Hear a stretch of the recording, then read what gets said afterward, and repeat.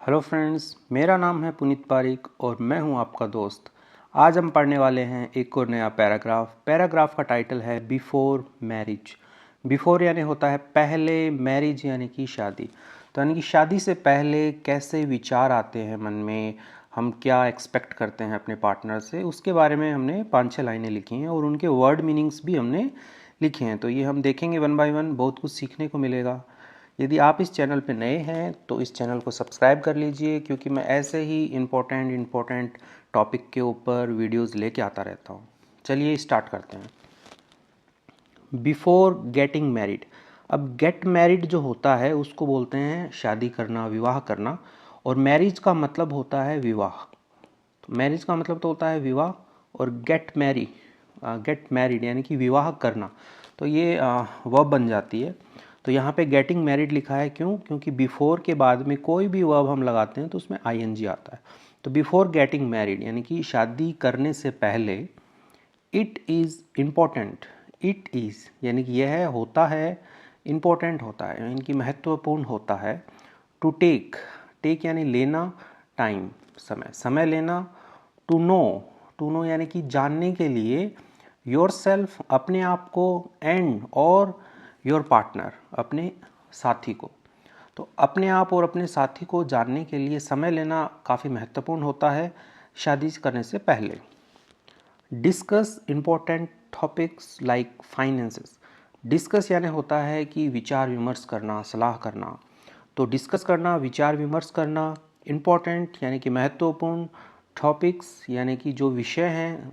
Like यानी कि जैसे इन्होंने एग्जाम्पल दिए हैं कौन कौन से विषय के ऊपर हमें डिस्कस करना चाहिए। यदि आपको ये पढ़ने में दिक्कत आ रही है तो आप वीडियो को पॉज कीजिए और नीचे मैंने वर्ड मीनिंग्स लिख दिए हैं, उनको एक बार आप पढ़ लीजिए। साथ में हिंदी मीनिंग्स भी हैं, तो इससे आपको बहुत ही आसानी होगी। चलिए कंटिन्यू करते हैं। तो क्या डिस्कस करना चाहिए हमें? फाइनेंसेस यानी होता है जो भी पैसे वैसे का मामला है, कि पैसे कहाँ से आएंगे, कैसे कमाएंगे, तो वो वित्त में आता है सारा। तो फाइनेंसेस के बारे में डिस्कस करना चाहिए। करियर गोल्स यानी कि आपका जो आप जिस लक्ष्य पे काम कर रहे हैं, आपका मतलब फ्यूचर क्या होगा, करियर आपका कैसा होगा, तो उसके बारे में। गोल यानी होता है लक्ष्य, करियर यानी कि करियर ही बोलते हैं जनरली इसको। तो उसके बारे में भी आपको बात कर लेनी चाहिए। साथ में फैमिली वैल्यूज़। फैमिली यानी होता है परिवार, वैल्यूज़ यानी कि जनरली मूल्य होता है, लेकिन जैसे परिवार क्या चाहता है, परिवार की क्या वैल्यूज़ हैं, क्या उनके एम्बिशंस है, तो उसके बारे में भी हमें बात कर लेनी चाहिए। एंड और एक्सपेक्टेशंस यानी होती है कि उम्मीद, आशाएं। जो भी आपकी उम्मीद है, आशाएं हैं फॉर द फ्यूचर। फॉर यानी के लिए, द फ्यूचर यानी कि भविष्य के लिए जो भी आपकी आशाएं हैं। होता ही है कि एक लड़की को लड़के से क्या आशाएं होती हैं, और लड़के को भी लड़की से ये आशाएं होती हैं। तो ये सब हमें डिस्कस कर लेना चाहिए। तो ऐसा बताया गया है। Be honest and open. Be honest, be यानी होना या बने रहना। ऑनेस्ट यानी होता है ईमानदार। तो ईमानदार बने रहें। एंड ओपन यानी जनरली तो ओपन का मतलब होगा कि खुला, लेकिन अब ऐसा खुला नहीं होता। खुला मतलब होता है कि आप उनकी बातें सुनने के लिए भी खुले रहें, सुने आराम से, और अपनी बातें उनको बताएं भी। तो बी ऑनेस्ट एंड ओपन, कि ईमानदार रहें और खुले विचारों के साथ रहें।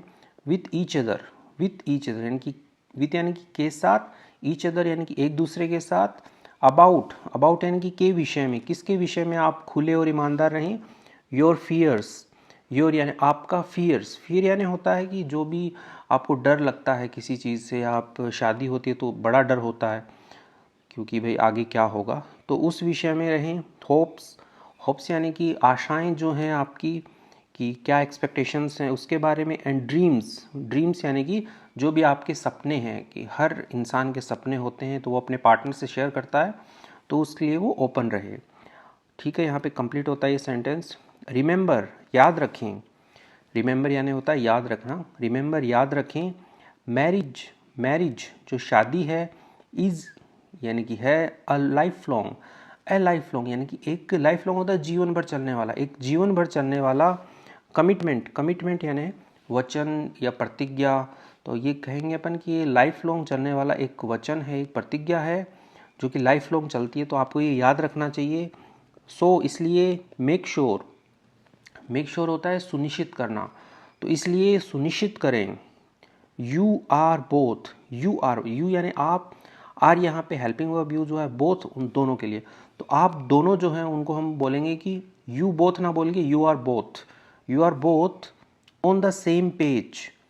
ऑन यानी कि रहना, सेम पेज यानी कि एक ही पन्ने पे, तो एक ही पन्ने पे रहने का, पेज पे रहने का मतलब ये नहीं है कि एक पन्ने पे आके खड़े हो जाओ। सेम पेज पे रहने का मतलब होता है कि आप दोनों की जो अंडरस्टैंडिंग है, जो आपको जानना है एक दूसरे को, वो आप जान लो प्रॉपर अच्छी तरीके से, ताकि आप भी पूरा जान लो, लड़का भी पूरा जान ले, लड़की भी पूरा जान ले, तो वो एक साथ सेम पेज पे आ गए हैं, यानी कि अब उनके अंदर अच्छी अंडरस्टैंडिंग हो गई है। तो you both are on same page यानी कि एक पेज पे रहें। बिफोर यानी कि पहले, टॉकिंग टेक की सेकंड, टेक की फॉर्म फर्स्ट फॉर्म में आईएनजी लगाए, टेकिंग यानी कि लेने के लिए। द बिग स्टेप यानी कि बड़ा कदम, बिग यानी बड़ा, स्टेप यानी कदम, जो ये शादी का जो बड़ा कदम आप ले रहे हो उसको लेने से पहले आप दोनों सेम पेज पे आ जाएं और ये सुनिश्चित करें। तो इसी के साथ ये 5-6 लाइन का पैराग्राफ जो था वो कंप्लीट होता है।